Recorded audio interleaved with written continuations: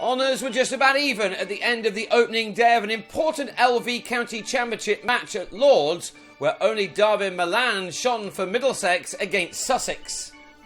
Batting first on a used pitch after winning the toss, the home team made a slow start before losing Sam Robson for 6 in the 11th over as an inside edge onto pad off Steve Magoffin looped up to Luke Wright. Nick Gubbins has been in tremendous form in one-day cricket but was out for 17 here as he nicked a ball in Chris Liddle's first over into the hands of Ed Joyce.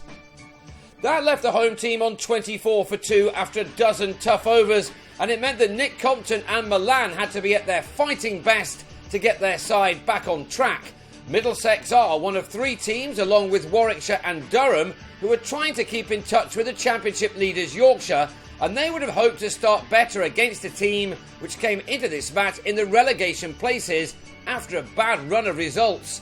These 2 batsmen saw out the remainder of the morning session to take the total to 83 for 2 at lunch. 31 more were added to that in 10 overs after the break, and then Magoffin found some bounce and the edge of Compton's bat to have him held by Chris Nash after making 39.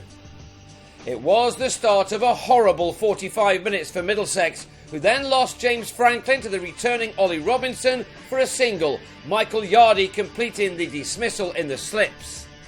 Liddle then took the ball back, and with the first ball of his new spell, he had John Simpson taken behind, also with only 1 run to his name.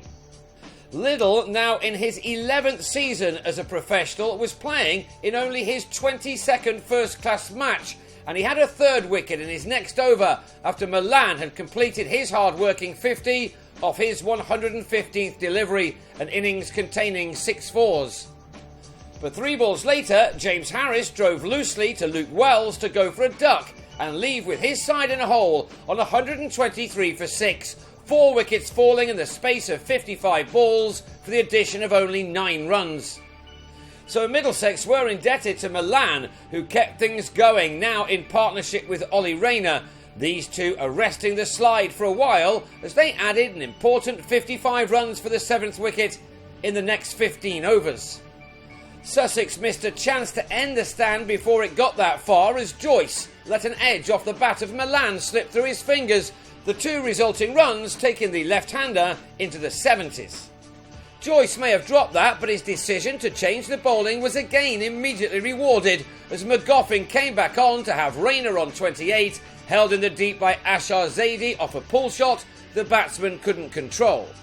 Milan remained and now had to carry the tail. With the help of Toby Rowland-Jones, he brought up his side's 200, only to fall for 93 when he glanced a delivery from Robinson into the gloves of Ben Brown. It ended an excellent knock with a total on 211 for 8.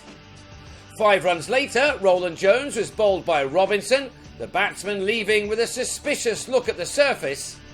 And then Tim Murtagh slashed Magoffin, who ended with figures of 4 for 48, out to right. Middlesex dismissed in the 78th over for 234, Robinson and Liddle with 3 wickets apiece.